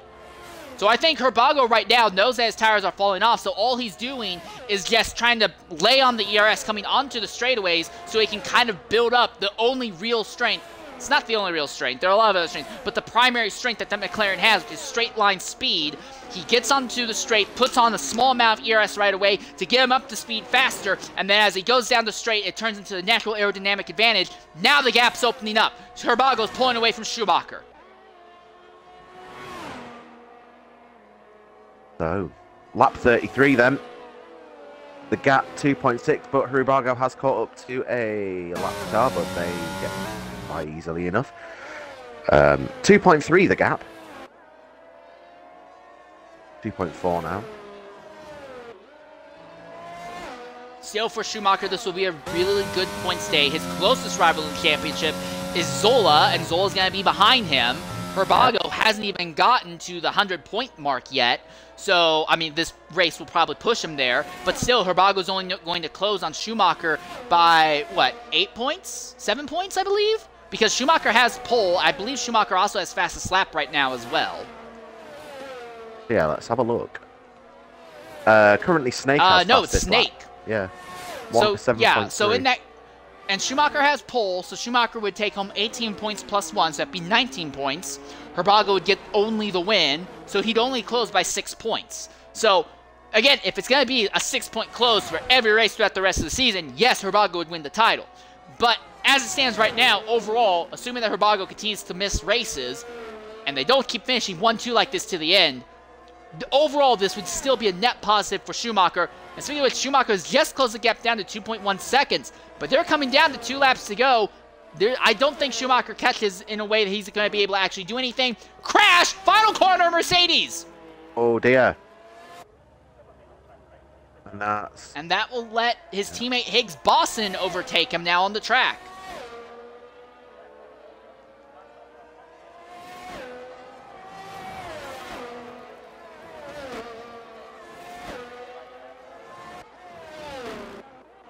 So I think Hrubago's tires have now fallen off the cliff again, because now Schumacher is starting to close aggressively. But with less than 2 laps to go, I don't know if Schumacher is going to be able to catch him, let alone pass him. He's not going to be able to rely on DRS. The McLaren is too strong even with DRS against him. Yeah, looks like a big ask now. He needs a good second this lap. Needs to be within a second, really, by lap 36. Otherwise, he's relying on a mistake from Hrubago, which probably won't happen now.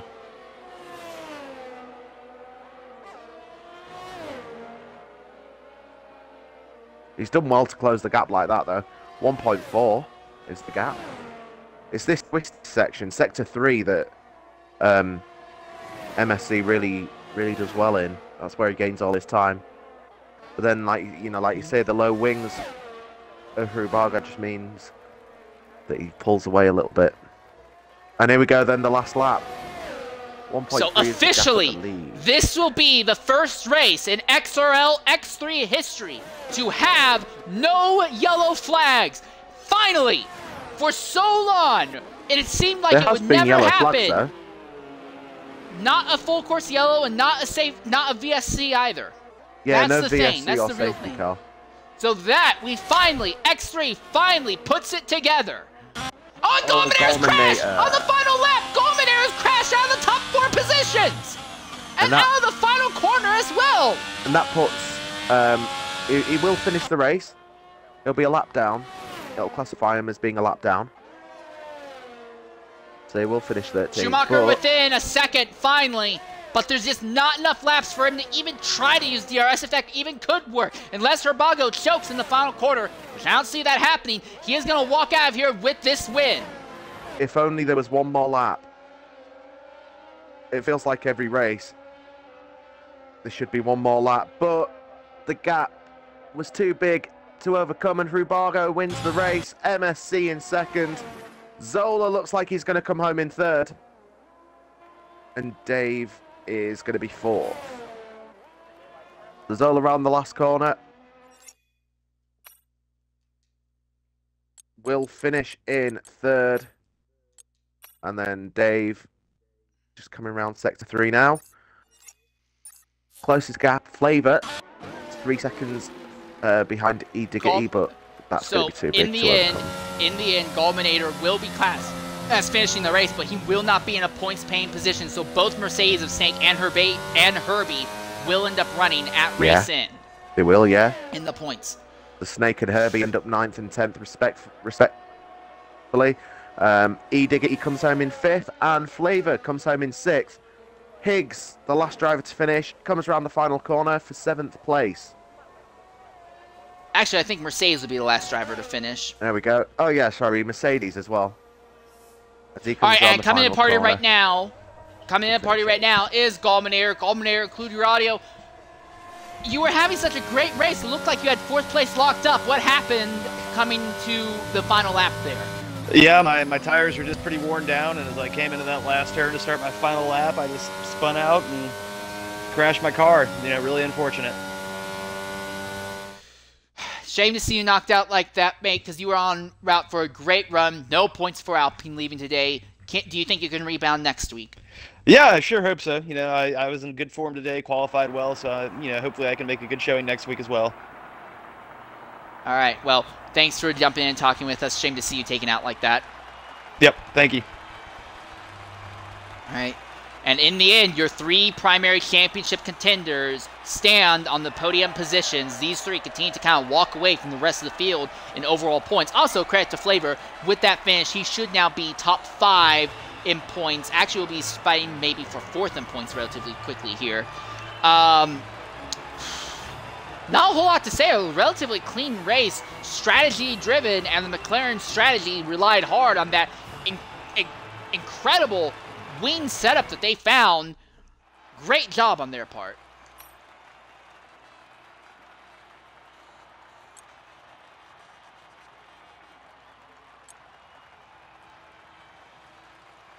Sorry, yeah. Sorry, I'd zoned out. Also, credit to Herbago as well. Yeah. Credit to Herbago as well, because Herbago had the fastest lap in Q1, fastest lap in Q2, could not put together a proper flyer lap in Q3 at all, and ended up having to start in 4th, and still took home the win from that. So great job on Herbago there as well. All right, coming to the party right now is your race winner, Herbago91. Herbago, go ahead, include your audio. Another fantastic win. Make sure your audio is included. What do you have to say about that? So, I mean, what the race, I mean, Schumacher was he was flying on the hard, I think, for the first half of the race. And I thought that he was like gonna get me like in 5 laps on those mediums in the end, but I mean, I was more consistent, I think, so I will take it today.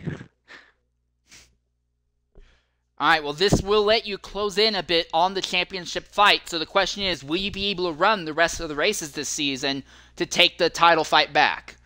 Yeah, I wonder that myself every day, but I really get the information if I can race like 2 days before the race, so it's really random. But I mean, if I want to keep the championship alive, I mean, I must attend that, so we'll see. He wants to be the part-time world champion. That's what it is. He wants to be Max Verstappen.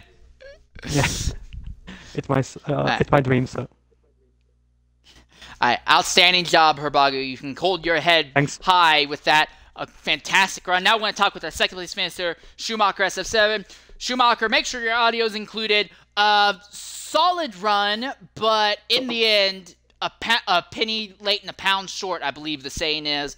What do you have to say about that run today? I got some information that someone wasn't using assists and a racing line, but someone was hitting the braking point every time, and every time hitting it. So someone must have turned assist back on, but never mind. Don't be angry, mate. I am angry because you lied. Nah, that's all I've got to say. Never mind.